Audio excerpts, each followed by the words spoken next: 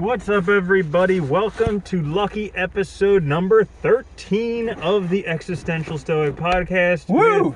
With me, Randy, and my buddy Danny. Hi, Randy. Hey, Danny.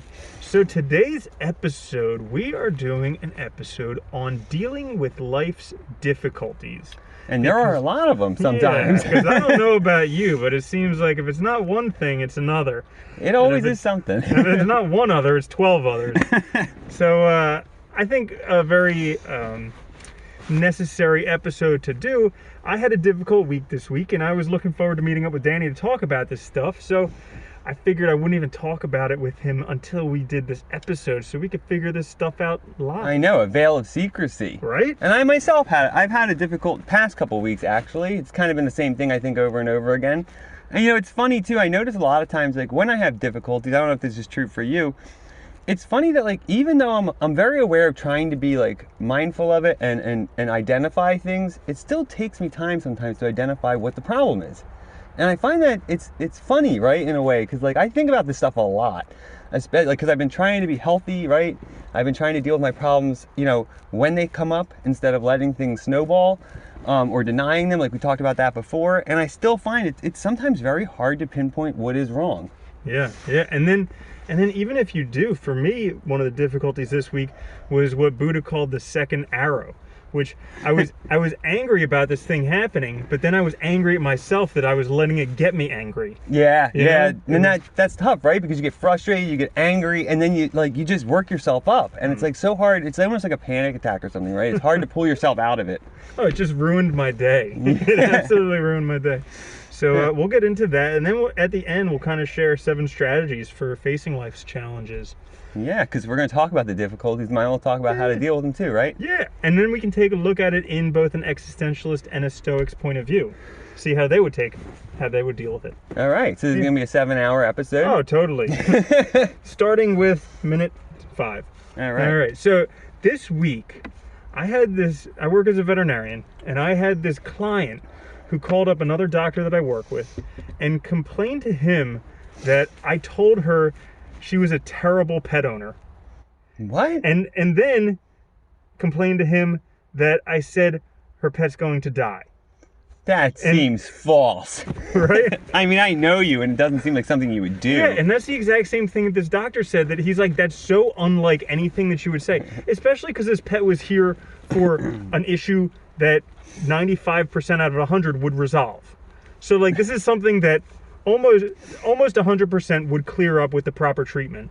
And it's funny too. You don't strike me as the kind of person that would go out of his way to try and make somebody feel bad. No. About their pet ownership. And you deal with a lot of people that should not have pets. I mean, let's be clear. But nevertheless. But it's I don't think there's any veterinarians that would tell a pet owner that they're a terrible pet owner. We may think it, but it's just not something you say, because nobody wins by telling them that. No, and it's professionalism, right? You might want to, at best, hopefully you can help them to be better. Yeah. But if you tell them that, they're just going to reject you and move on to somebody else who won't say it. So then she called this doctor up 2 times during the past week to complain to him about me. And then yesterday she called up my boss to complain about me again. And it's about this thing that I never did, or at least I don't think I ever did, because I don't ever remember telling anyone they're a bad pet parent. And why I would tell someone their pet's going to die for this thing, I told her that if it doesn't get better, we should do an x-ray of the chest.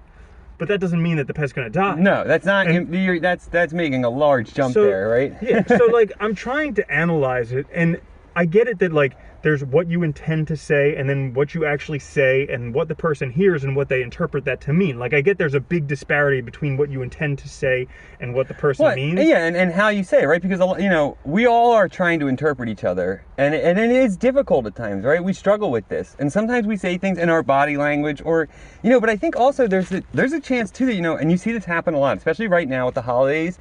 You see it in retail stores all the time. People blowing up at these people that work in these shops for really no reason, because they're stressed, depressed, anxious. They don't have enough money and they're overspending on Christmas, right? And they're upset with themselves, but they're directing it outwards at someone else, essentially to make themselves feel better. I mean, she could have wanted attention. She could have, I mean, there's so many things that could have motivated her, but it's very weird to go out of your way to do that to someone. And it was absurd because both the other doctor I work with and my boss are like, this is like nothing that you would ever say to anybody. It's so unlike you. But the thing, like, it just totally ruined my day yesterday. Like, I was in such a good mood going to work, and then I heard her, like, ranting about me on the phone, and it just totally ruined my day. And then, not only that, but I got extra angry at myself that I was letting it ruin my day. And so, like, this is happening, and I'm just, like, having a terrible day, and I'm just like, I can't wait to talk with Danny to figure out how to deal with life's difficulties, because it's like, this shit that happens, that, like, no matter how good your life is going, it's just like these things always crop up, and how do you effectively deal with this type of stuff? No, it's a good question, right? And you're right. So often we make the situation worse ourselves because it's hard to let things go. And then as soon as we dwell on them, you boil up all these other emotions and stuff, and you like you said, you ruin your whole day. I mean, I myself, kind of similarly, I guess, in a way, I found myself for some reason these last couple of weeks, I've been finding myself frustrated, and I was having a very hard time pinpointing what it was. And this, for me personally, I guess I should explain, this sort of, I've been dealing with a lot over the past few years. I've been getting a lot better and working on that. And one of the problems is when I get in these moods, I tend to get very depressed, in the sense of, like, I don't necessarily, like, feel bad, but I get very lethargic. I get very disinterested in things. Everything starts to seem like I don't want to do anything, basically, right? And it's a horrible feeling. I don't like feeling like that, obviously.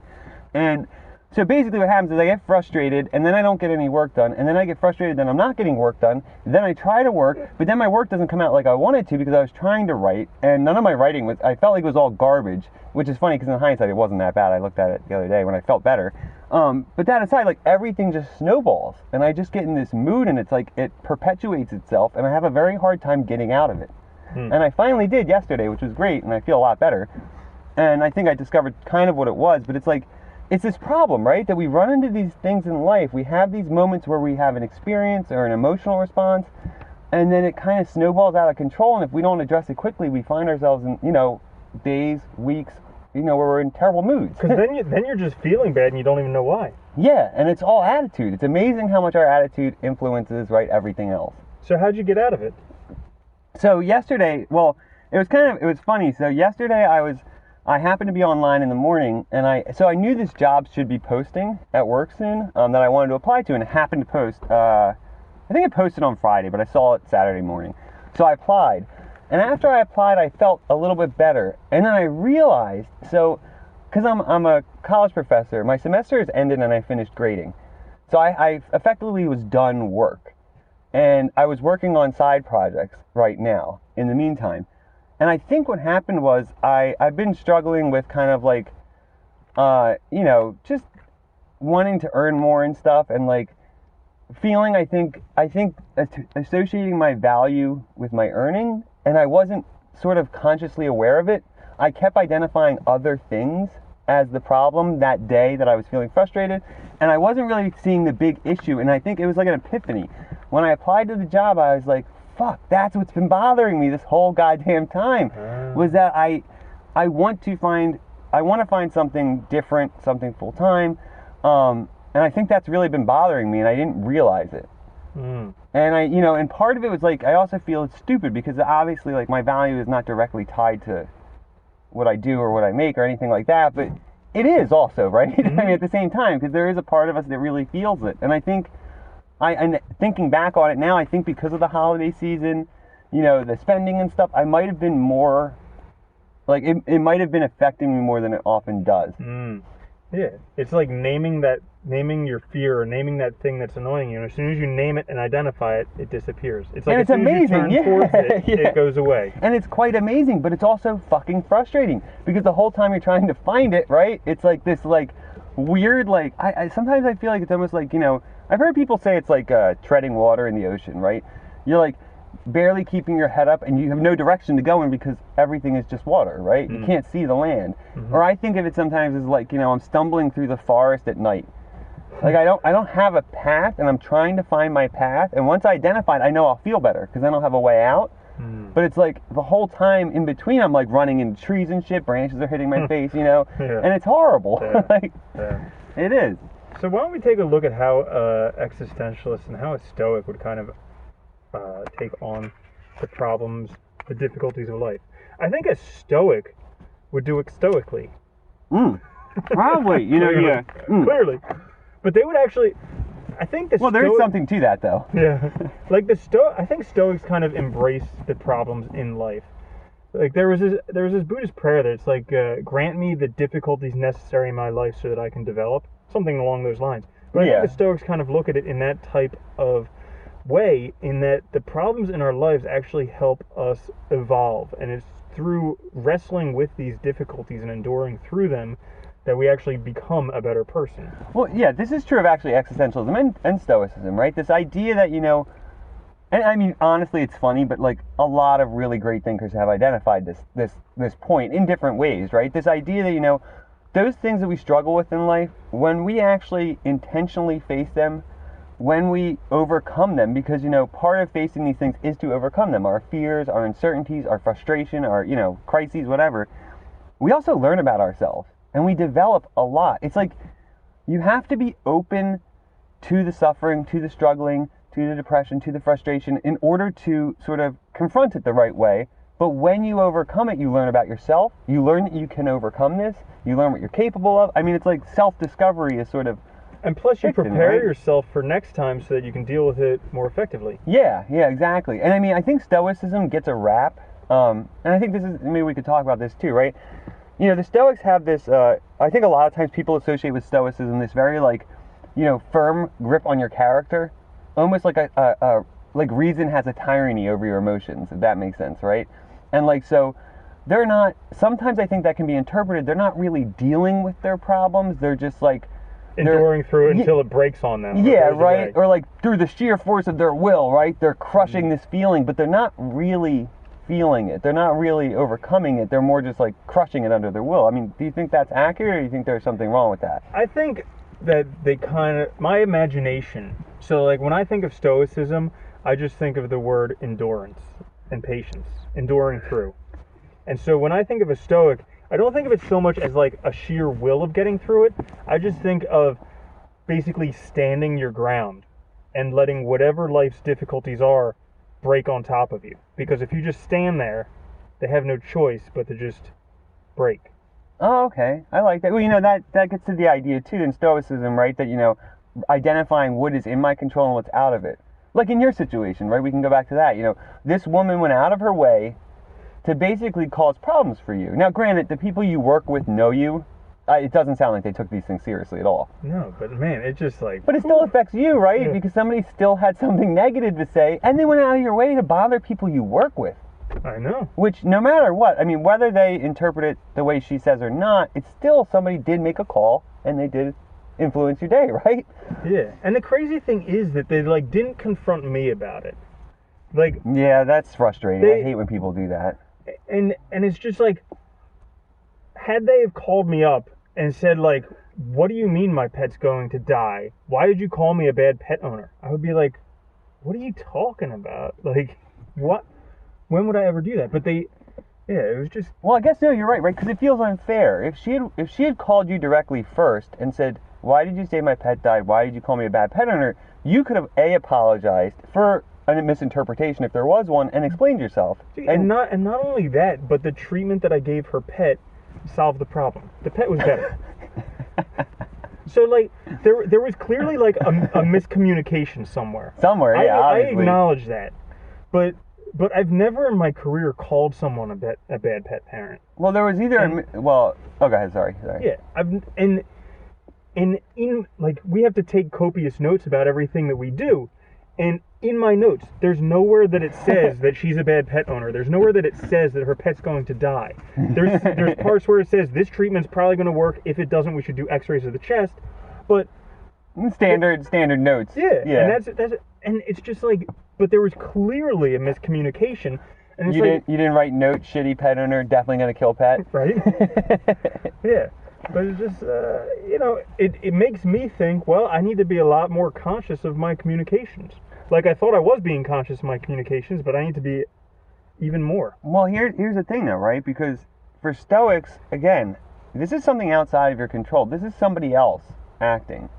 I mean, because Stoicism and Existentialism both say, right, we have control over our thoughts and our actions.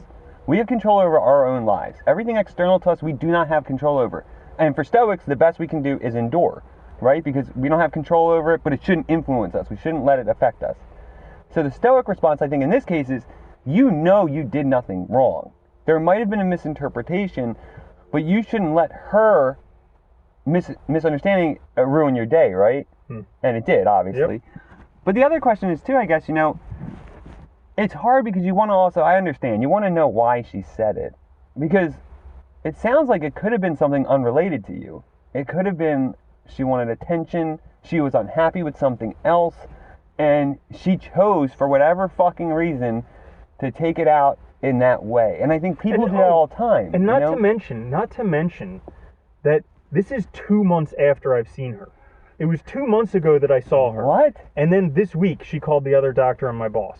Dude, there's no way then this has to do with you. I can't see. Because how would you even remember? How would you remember your vet appointment that clearly after 2 months? The only reason I remember it is because I went through the notes and then I remember the patient exactly. and everything. Yeah. I mean, that makes no sense. And I feel like if you said that to somebody, it would stand out in your mind. Right? Like, it's funny that, I knew somebody in the past, I won't say who or anything, but like, who, one of their parents was struggling at work and brought that home with them, right? Because, this happens, this is a common thing. I mean, it happens all the time, right? You can't necessarily always voice your frustrations at work because that might not look good. You don't want to be yelling at people that you work with and stuff. And then you bring that anger home with you, and if you don't vent it in the right way, it can then come out as yelling at your family. Part two. Okay, so we had a little bit of a problem there. Technical difficulties. Good thing we're recording it on 3 devices simultaneously. Oh yeah, right? You always have to have numerous recording devices. It's critical. That it's was critical. 18 minutes, so we'll know to cut that out. Yeah, I'll get it. Don't worry. Whatever. Right. It's all right. We'll handle it.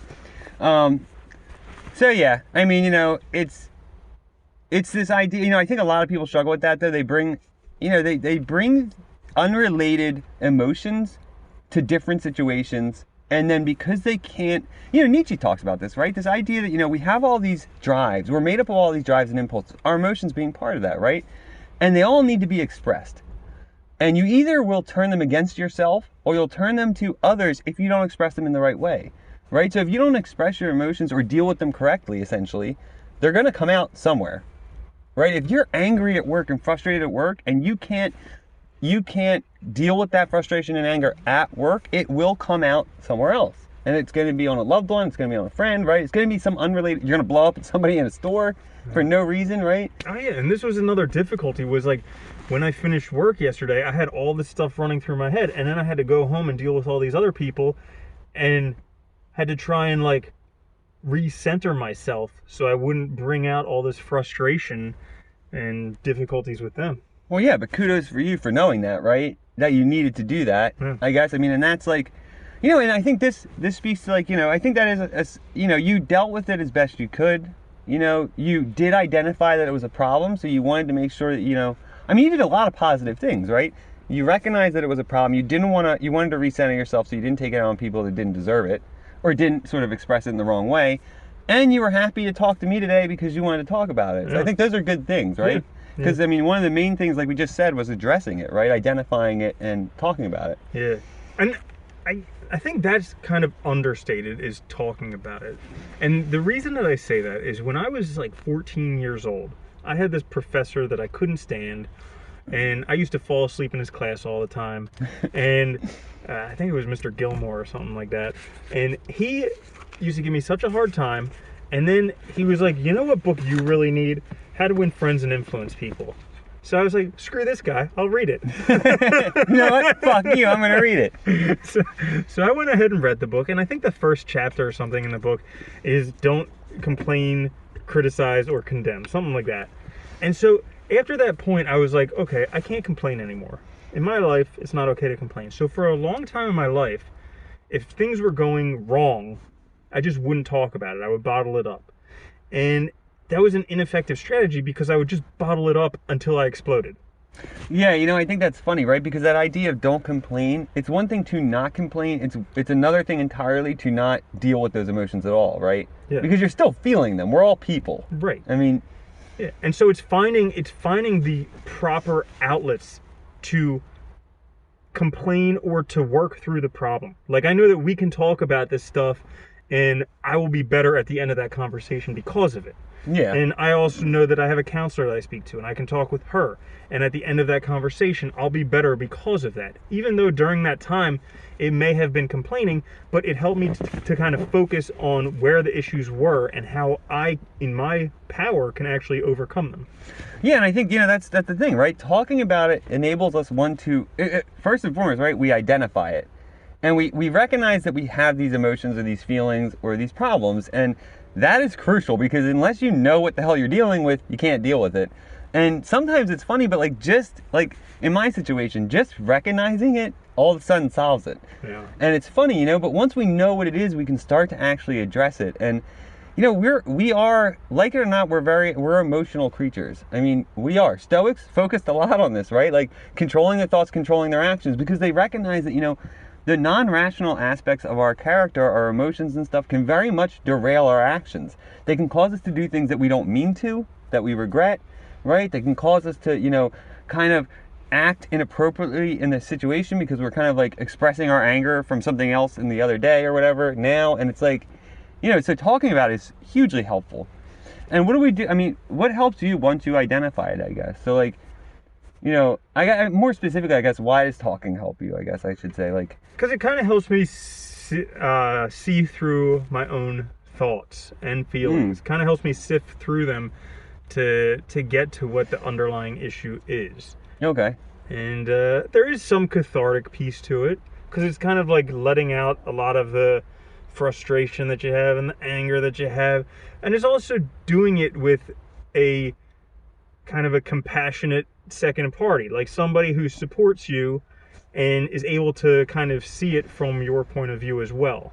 Yeah, that is helpful, right? I mean, that's why, therapists are great because, you pay them and they're there for that purpose. So they're going to, and a lot of times they'll help you also work through it and process it.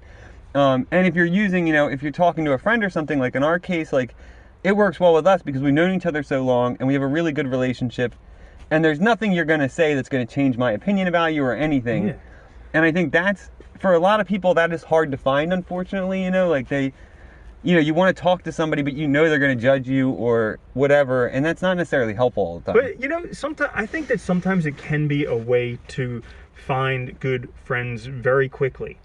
Oh, because if you express yourself emotionally to people early on, you can tell immediately if they're going to be a good friend or not. As opposed to going through the whole courtship thing and friend thing, and then finding that they don't give a shit about you. You might as well just do it up front. Yeah. Like I always found that about dating girls. It was just to be good up front and just tell them all your flaws and everything that's wrong with you immediately. And then if they still want to hang out with you, then you're set. Great, right? Yeah. Well, it's funny. It's like, because a lot of people, I think it's true of friendship and dating, right? They're looking for a relationship, whether it's a friend or significant other. And they think they need to put on airs, right? They think they need to act a certain way. And so effectively what they're doing is they're not being authentic. They're not being themselves, right? So then later, say they start to like each other a couple weeks later and come to find out you're not that fucking person. Yep. And so you have all these problems. Yep. And you're right. I think being upfront, we've always had a very easy time talking about anything. It didn't matter what it was. None of that's going to affect the relationship. And finding people like that is critical. And you're right. I think if you put yourself out there as you are, you will meet people that you can interact with healthy. Plus also going to places where you can find people like that. Yeah. Where you can find like-minded people. It's very rare to go to a bar and find somebody who's going to, I don't know, connect with you on an emotional level. But if you go to some type of spirituality retreat, there's a much higher likelihood you'll find somebody who will. Yeah, it's funny, even just doing things that you like, there's groups that meet that go hiking or something, anything like that, you'll probably meet like-minded people. You have something in common, and that can be a good starting point, right? Yep. As a way to find friends that are interested in the same things you are. Yeah. Yeah, it's interesting, it's it is always, though, it's funny how much we also, and then we all do this too, it's funny how much we hold in when we talk to people, how afraid we are of being open in ourselves with others. And it's interesting, right? Because we all want to fit in, and we're all afraid of standing alone on the outside, and we're afraid that if we really are our true selves, right, we'll be abandoned. Mm-hmm. But I'm sure we all have examples. We can think of those people in our lives who are just so clearly themselves. And it's just, and we admire them because it's like they're so secure in who they are. They don't care what anyone else thinks. And it's like a very admirable trait. And so kind of modeling them. Well, I think this is right. This is something the existentialists obviously focus on with authenticity, right?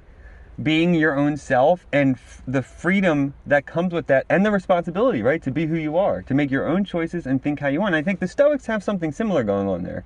You know, the idea of really controlling your thoughts, controlling yourself, and being yourself, right? Not letting the outside world dictate who you are. Not letting, you know, conformity or the need to conform dictate how you act and how you behave, because ultimately it's a losing game. You know, if we focus all of our attention on trying to please others, trying to say yes, trying to, you know, act a certain way or carry ourselves in a certain way, we're always going to lose, because eventually our real self is going to come out. Or we're going to beat the shit out of our real self for so long that we're just going to be unhappy, right? Because we're not living the life we want. Mm-hmm. So how does an existentialist look at dealing with the difficulties of life? Because I would think that they would think that the difficulties are somewhat necessary, and that actually the struggle of being in them is the very fabric of life. Like that's the...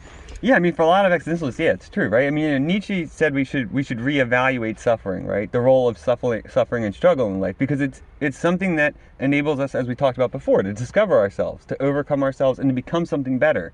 Because every time we deal with a struggle, we deal with something in the right way, we learn about ourselves and we develop more as a whole person, right? We get a more well-rounded development. We also learn about ourselves importantly in the sense of who we are. You know, because if you think about it, like, why did I get frustrated at this? Why did I get upset at this? Well, there's some kernel of truth about my personality tied up in that, right? Because that's why I'm having an emotional response. You know, our emotional responses are often tied to, you know, the real person that we are. And so understanding them gets us closer to our authentic self. Okay, so this is a thought that I had, and I'm glad you brought that up, is that we get frustrated about things because there's some kernel of truth in it.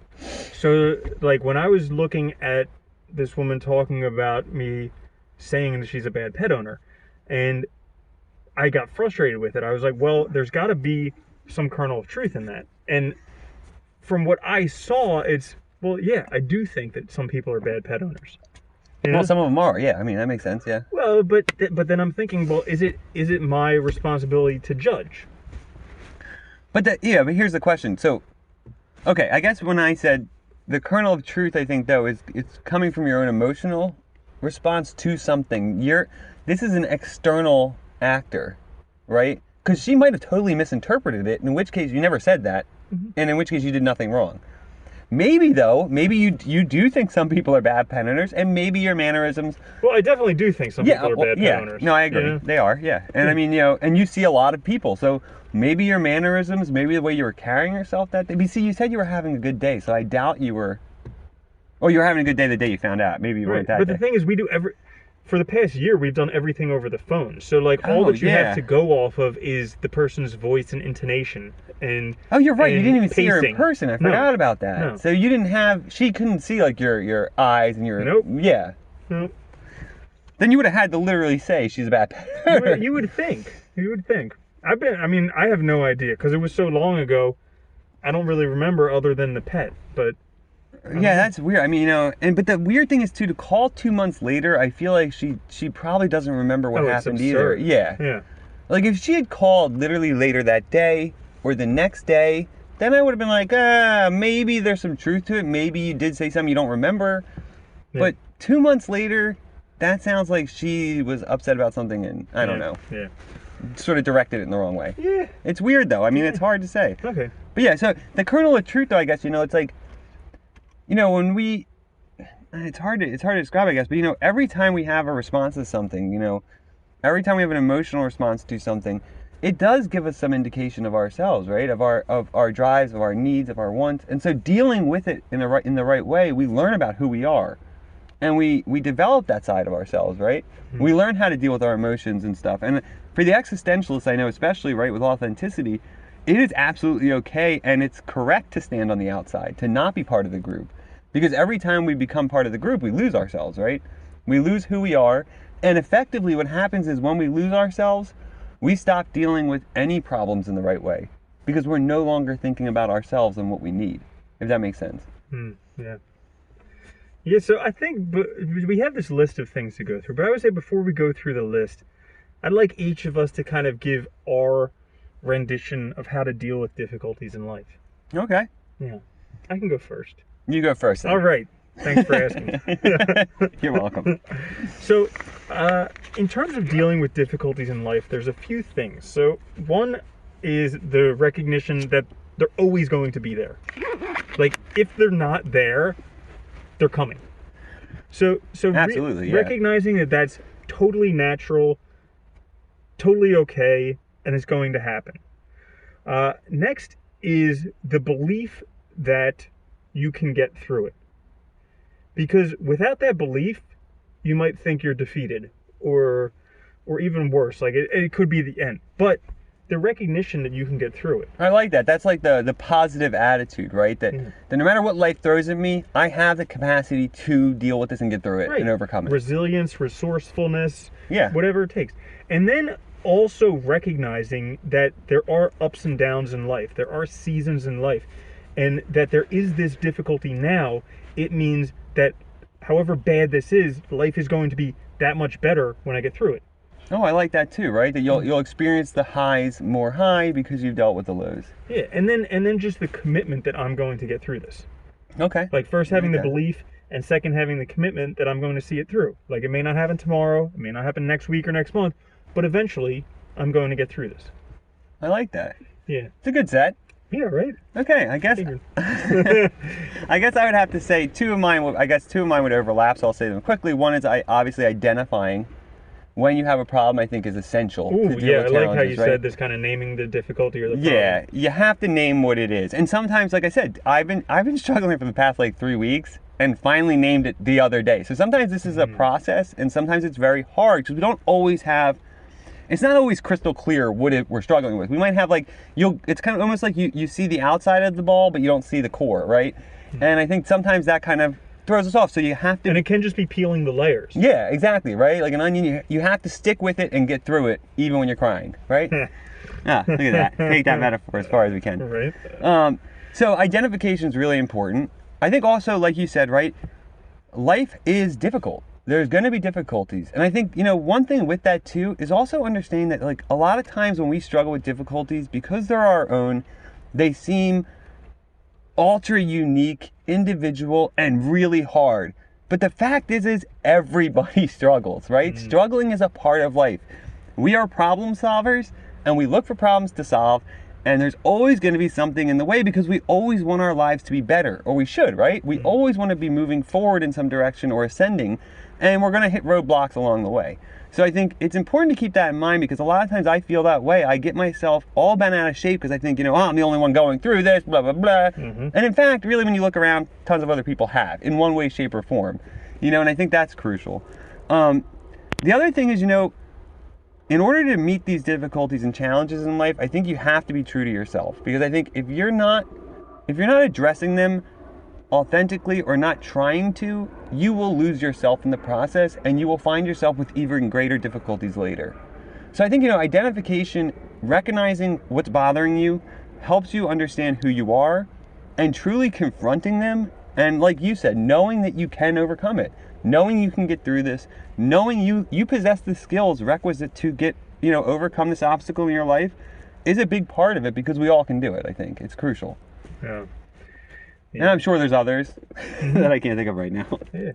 And like acknowledging and releasing those emotions that you have in a healthy outlet. Absolutely, yeah. Letting yourself actually experiencing them in the right way. Or finding some way to use that energy, Yep. Sometimes it's channeling that energy to something else, right? Like, say you're really unhappy at work and frustrated at work, but you channel that energy into learning a new skill and finding another job that you like better, right? And that's one healthy expression of your frustration and anger. Yeah. And I think we can all do that. Yeah. Or like yesterday, I was just feeling some extreme anger, and so I listened to some music that helped me like vent that anger, and I went out to nature and I just like expressed the anger. Oh, that's a great, and it just totally absorbed it. Like it took it like a sink, you know? That's a great idea. You know, the other thing too is also like just changing your scenery. Like a lot of times, like when if I am feeling depressed, lethargic, I'll go for a walk because it does two things. I'm doing something active and I'm getting out of the situation. It helps me think clearly. And I think that's also a good way to start dealing with these problems. And with that, you know, we already mentioned talking. You know, talking is essential, I think. Also writing. I find, you know, if I don't have someone to talk to, or if it's like, especially early on and I don't know what the hell's bothering me, I will journal a lot because I find that's a great way to just get my thoughts on paper. I'm not really worried about what I'm writing or how I'm writing. It's more about just getting the ideas down until I kind of discover what the kernel of truth is, essentially. It clears your mind. It empties out all that clutter there, so then your mind can find out what's going on. Yeah, and sometimes it's like you're able to kind of peel through those layers, right? Mm-hmm. As you write it down, you start to learn, oh, okay, it wasn't that, and you get to whatever the thing is. Yeah, you get to the bloomin' onion. Yeah, and I think, you know, but that, right there again, it's perseverance. You have to stick with it, and you have to be willing to. And I think a lot of us, our biggest problem is we're afraid of dealing with the problem, so we run from them. And we deny them. And that just makes it worse. And we all do it. I know we do. And the problems will just haunt you until you actually turn to face it. Yeah, they will. They'll just haunt you, they'll stay with you, and they'll come out in ways you couldn't even imagine later on, essentially. Yeah. Yeah. But those, I think, would be my main recommendations for how to deal with that. Cool. Well, now that we've both given our recommendations, let's go through the list. That sounds fun, doesn't it? So this is 7 strategies to face life's challenges from Psychology Today. And we'll put the link down in the show notes so you guys can go through this and read the whole entire article if you would like to. And who doesn't like a list? Right, I know. Lists are like, you need to. And they always say it's better with odd numbers. You're better like 7 than 6 or 8. Oh, really? Odd numbers are always better. That makes sense, I guess. Did you know, a fun fact, Aristotle liked listing things. Did he really? Yeah. Wow. Interesting. Anyway. All right. I'm not going to explain that. Well, great. So, number 1 on the 7 steps is turn toward reality. Oh. And that's kind of, we've been talking about that. Yeah, we have, I think. Yeah. Identifying what it is you're having the problem with and then actually turning to face it. Yeah, right? Turning towards it and kind of confronting it rather than running away, rather than denying. Because essentially, right, we can't meet the challenges in life if we're not willing to even admit that they're there. I mean, it's funny, like, all these philosophies, the thing I love about them is it's like self-awareness and self-reflection, right? It's being aware of your life, of what's going on, and taking ownership of it. If you don't take ownership of it, no one else can live it for you. Yeah. And once you turn towards it, you can actually see it for what it is. Instead of what you imagine it to be, that's a great point. You actually see it for exactly what it is, and then it gives you a better place to go. Like, I think that one great example is with your finances. So a lot of people may have debt, or they may want to be somewhere financially, but they never actually look at it. It's just this thing off in the future that's impossible. But once you turn towards it and you see where you are and you see where you want to go, you have 2 points and you can clearly make a line that'll get you there. That's a great example too, right? Because, you know, so often our finances they're abstract, we don't understand them, and they seem overwhelming. So it's far easier to turn away from them. But when you do, you're right, you're only hurting yourself. And once you turn towards it, it's so easy to start addressing them little by little. Mm-hmm. And I think that's crucial, right? Everything can be broken down into small parts. Mm-hmm. Our biggest difficulties, we can overcome them in little steps. Yeah. Because it's always going to be a process, right? Yep. Yeah. So turning towards reality is number 1. Number 2, embrace your life as it is rather than as you wish it to be. Oh, I like that. Yeah, this is one, when you were talking about depression earlier, this is one thing that when I'm not depressed, I totally see life as this. Oh, yeah, totally. Is that, like, oftentimes I'll be stuck in depression because I'm feeling down and I don't want to feel that way. Yeah. But they say that, like, sometimes depressed means deep rest. And so, like, sometimes it can be essential for your body and your mind to get this deep rest. And in order for you to get that rest, you may need to feel shitty. You may need to go slower. You may need to sleep a lot more and cry and do whatever you need to do. But a lot of the depression is wanting to not be depressed. You know, all these medications that we have are so that we can not feel that way. Yeah, no, it's true, right? Because a lot of times, you know, when we feel depressed, a lot of times we think, you know, our expectations are off. We expect ourselves to be somewhere in life that we're not, and we're not dealing with reality. We're projecting into the future and making ourselves depressed, right? We do that all the time. And I find myself do that a lot. And when I identify it, it's much easier to deal with it. And like you said too, the resting part is important, because sometimes I start to feel depressed and I realize, you know what? I'm taking a day off. And instead of trying to keep frustrating myself with work and stuff, I'll just relax, watch a movie or something, and I feel tons better because I probably did need a break, right? Yeah. You know, we run ourselves real hard. I think that's also part of it, you know, and we don't even realize it. Yep, we run ourselves ragged. And there's, in the book, Don't Sweat the Small Stuff, there's one thing there where it talks about using your emotions as a guidance system. And so a lot of us are using our emotions as a guidance system, but we're doing it in the wrong fashion. Every time we feel bad, we buckle down and start trying to figure out how to feel better. Yeah. But that's the wrong way to go about it. It says that every time you feel bad, you should not take life so seriously. Lighten up a little bit. Yeah, and that's a good right? That's a good idea, because a lot of times when we feel bad, it's because we're too stressed out about things and letting ourselves get too caught up in this idea of where we should be. Taking life too seriously. Yeah. And we're not appreciating, like this says, right? We're not appreciating what we have now. I mean, we're alive. You know, we have a home. We have, you know, if you really list the things you have now. If you're living in America, you're like the top 97% wealthiest people in the history of civilization. We have so many comforts. You know, there's so many distractions. I mean, honestly, like, there's so much entertainment and stuff. Really, like, when you really look at what you have now, and also, too, you recognize you have a starting point. When you look at the good things you have now, it can only get better. And I think we often forget that, too, right? We look at this idea of where we want to be, and we start to think about all the struggle and how we're not there and stuff, but we forget that we're already where we are. So we're already on our way. All we got to do is start. Yep. Yeah, bingo. I like that one. And 3 is take your time. Oh, and really I see good. It talks about the tortoise and the hare. Yeah. You know, every time I read that story, the tortoise wins. Every time. I know, every it's funny, single time. because the hare's in a rush. He's kind of a dick. But look at our society nowadays. We have we have all these 20-year-old super successes, and once you reach 24-year-olds and you're not a multimillionaire or a billionaire, you feel like a complete waste of life. A loser, right? Like, you failed. Yeah. But you haven't. You have so much time. We have more time now, too, than ever. Most people live to be, what, like 78 or something? Yeah. When, 100 years ago, it was probably like, I don't know, most people were probably like in the 50s, right? Yeah, and then 100 years before that, it was 30. And not only that, but we also have higher quality in our later lives. And was I talking to you about this? No. There's like, you look at those old, I wasn't, I guess. Yeah, you're right.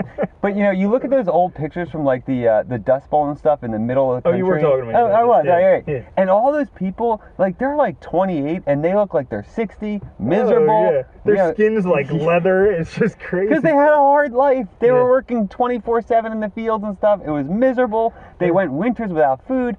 You look today, people that are 50, they look like they're 30. Yeah. It's insane. I mean, like, really, our biggest obstacle to being healthy later in life is ourselves. Yeah. Not wanting to exercise because we don't get, and because we sit all day at work. Like, that's amazing when you think about it. Yeah, I think it's so hilarious. I was reading Ford's autobiography, Henry Ford. Oh, yeah. And he talks, this was before the Industrial Revolution, and he talks about how, back in that time, people had to work in the fields for 16 plus hours a day.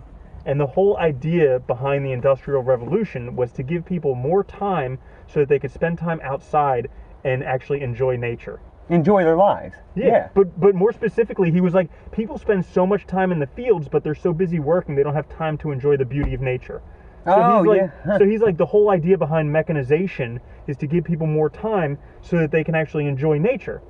But I think the funny thing about it is nowadays is we have so much time, but everybody spends it inside looking at their TV or iPad. It's a shame, right? Because, nature is wonderful, man. If you get out there, it is really great. And the tortoise and the hare thing is taking your time is so important. I think, we struggle with this a lot because, like you said, we have all these examples of ultra wealth, ultra success that seems really immediate.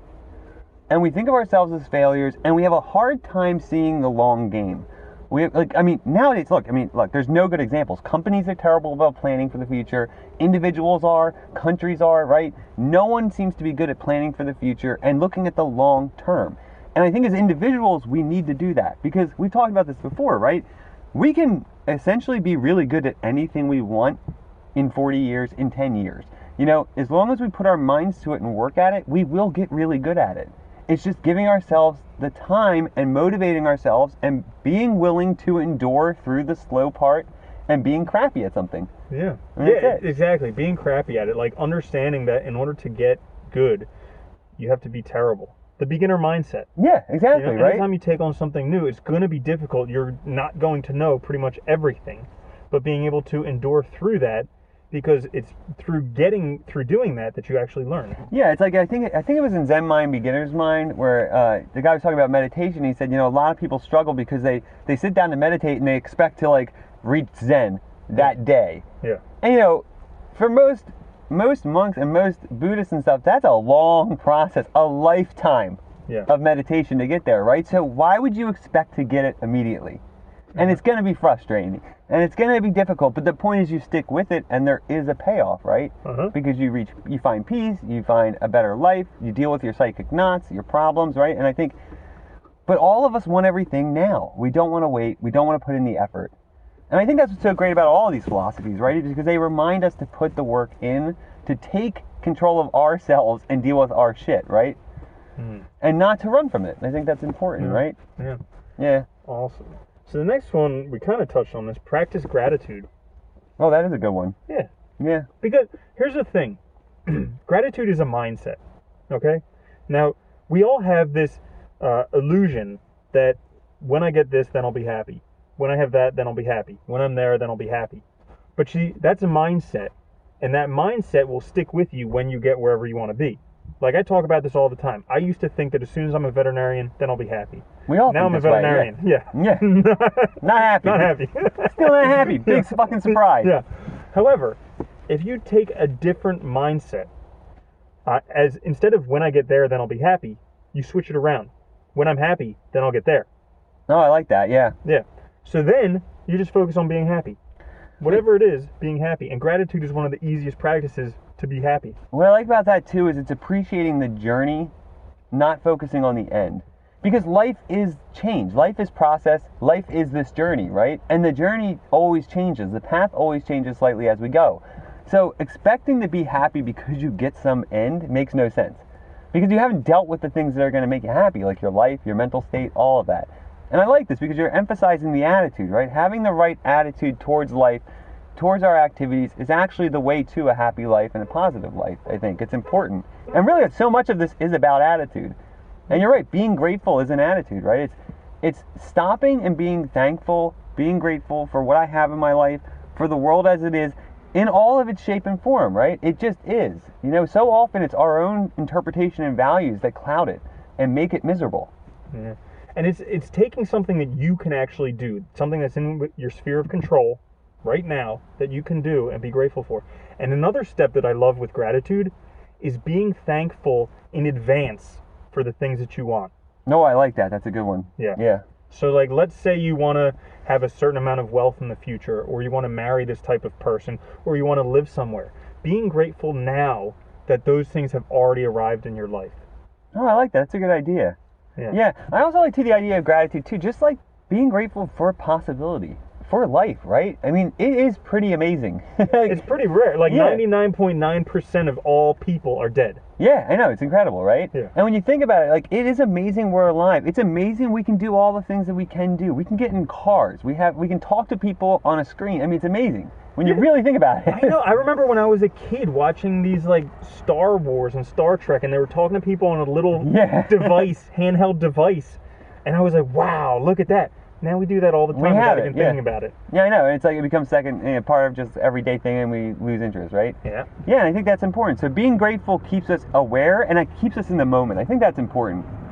Gratitude keeps us in the present, and keeps us self-aware, and keeps us grounded, right, in reality.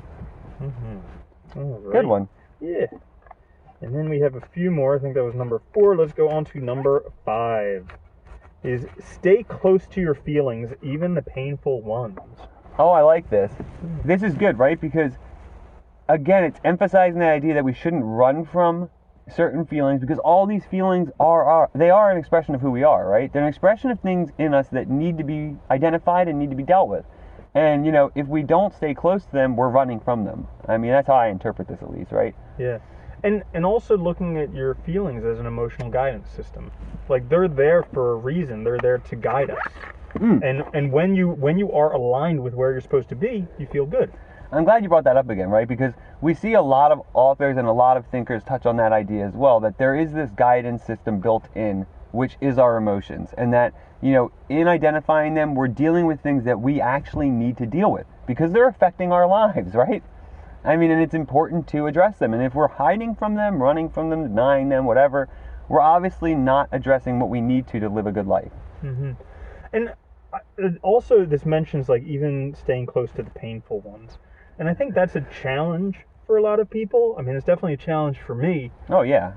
But it's like learning to endure through them. It's a very Stoic philosophy, like learning to feel pain, to feel discomfort, to feel sadness, to feel anger, and to just be present with it, to not want it to go away, to just see it for what it is and allow it to express itself, because eventually it will go away once it's fully expressed. Right, and through it we will learn something about ourselds, right? And if we're denying it, we're not addressing it, we're not meeting it. And I like that, right? Being close to the painful ones, it's hard. It is not easy.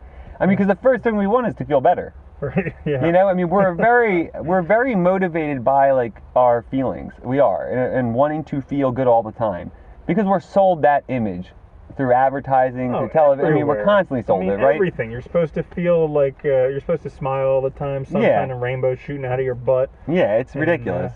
I mean, we were just talking about this today. There's a book by like a 30-something-year-old ex-monk. It's like, how do you become an ex-monk at 30? Like, yeah, it's like a lifelong commitment. How do you become an ex-monk at 30? It just doesn't make sense. And it's just because everybody expects that you can just like automatically. It's the whole turtle versus the hare thing. Like, everybody thinks you can just do it right now, but if you wait, I mean, by the end of your life, you'll be able to do it. Well, and the nice thing is, too, I think, good things often take a lot of work and time.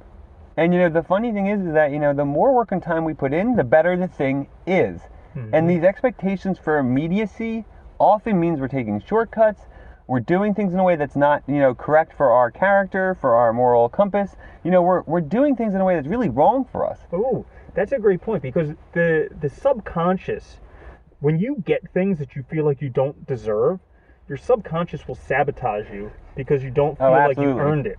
And so if you get something without actually putting in the work where you feel you deserve it, it's gonna be rough. Yeah, but when you feel you deserve it, when you put in that work and you're willing to persevere over time, it becomes a validation of you. It feels really great. Yeah, it feels awesome. Yeah. Okay. And number 6, accept success and failure as part of life's journey. That's a good one. We've talked about this so often, I think, in different ways. I mean, we mentioned it last episode where I heard this quote that said, if you want to start succeeding, start failing. Yeah, right? Because failure is always a learning process. And the other thing important about this is that, if we're willing to accept failure, we're also willing to accept uncertainty, possibility, and we're open to new things. Because, really, if we only ever want to succeed, we live a boring life. We're doing the same thing over and over again. We're only doing what we're comfortable with, and we're never taking chances. Because that's really what it means, right? To fail is to take a chance. And we're not going to necessarily succeed the first time, but we will learn something and be able to do something. Startled by the snow there? Yeah. Yeah. And unfortunately, it's like we're indoctrinated into this anti-failure lifestyle in school because we're taught all these different times, don't fail. Like, you're better to just keep quiet than to offer a suggestion and be wrong about it. You're better to do the easy thing, right? The thing that will get you the A and take a chance on something. You're better off lying and not getting in trouble than telling the truth and getting in trouble. Yeah, I mean, it's true, right? I mean, we're indoctrinated into this way of thinking. And unfortunately, part of living your own life is embracing the fact that success and failure are part of it, and understanding that to live your own life, you have to go in the world, right? Which means you're going to succeed and fail. Bingo. So, number 7, tend to your loving relationships. Oh, this is an important one. Well, yeah, because I think it goes 2 ways. It goes, one, to how we're given choice over what we pay attention to. And then also, relationships need cultivation. So you might as well take the direction that you can choose in your life and actually put your energies into those things that are rewarding, those things that are worth putting your energy into, as opposed to focusing on all the bad stuff. take your energy and focus on the good stuff and help the good stuff grow. I like that. And it reminds us too that, to be mindful of your loving relationships. They are important. And it's sad, but like, they are often the first thing that we will take for granted and sacrifice when we have a project or something else on our minds. And it's a shame, but we really abuse those relationships when they're the ones that we really shouldn't, because they're the ones that we really need. Because honestly, the loving relationships are the ones where we fit in and can be ourselves. And those are the most crucial. But you're right, they take effort, they take time, they take cultivation, they take understanding, and they take reciprocation, right? I mean, it's a two-way street in a relationship. And really recognizing them, I struggle with this all the time in my life. I'm sure you do, right? Mm-hmm. It's also learning too, which ones are really loving and saying no to ones that aren't sometimes. Yeah, because some of them are toxic love. Yeah. Very conditional love, manipulation, those types of things. And so seeing through it and really cultivating the good relationships. Being aware of our good relationships, identifying them, and putting the effort in because they are worth it. They're the ones where we can be ourselves. Yeah. I was just reading this past week where Shakespeare, and I think Mark Twain as well, they were both saying, like, Shakespeare said, like, bind your friends around you with iron, and Twain said good books and good friends are worth living for, something like that. But it's like they both placed very important emphasis on friends, because that is what really gives life a lot of value. It does, right? I mean, Aristotle, his conception of friendship, he had an idea of perfect friendship, and he thought that through perfect friends, which we only ever have at best a few, he thought those are the relationships where we view the other as another self and actually develop and better ourselves through the relationship. So he thought perfect friendship was a way to self-betterment and a good life, that it was necessary because it's where we really belong. And it's like, our relationship, like it's like, I think when you succeed, I feel good because, you're part of my life in an important way, right? And I think having that is crucial in life. Yeah, definitely. Cool. So I think we answered all of your questions about how to deal with life's difficulties. We damn well did, right? Yeah, that was a good one. It was good. Yeah. It was fun. And I definitely feel better for kind of going through all this stuff, being able to express myself, share myself with all of you. I feel better too. It's always nice, right? It's so helpful talking about things. Yeah, and thanks for joining us. If you did enjoy this, make sure to like, subscribe, click the notification bell, do whatever you can do on podcasts. Yeah, please do. All those things. They're helpful. Share it with your friends and family, loved ones who could benefit from it. Specifically your loved ones. Yeah. Absolutely. So thanks for joining us for lucky episode number 13, and we will see you back next week for episode 14. Absolutely. Take care, Andy. Peace.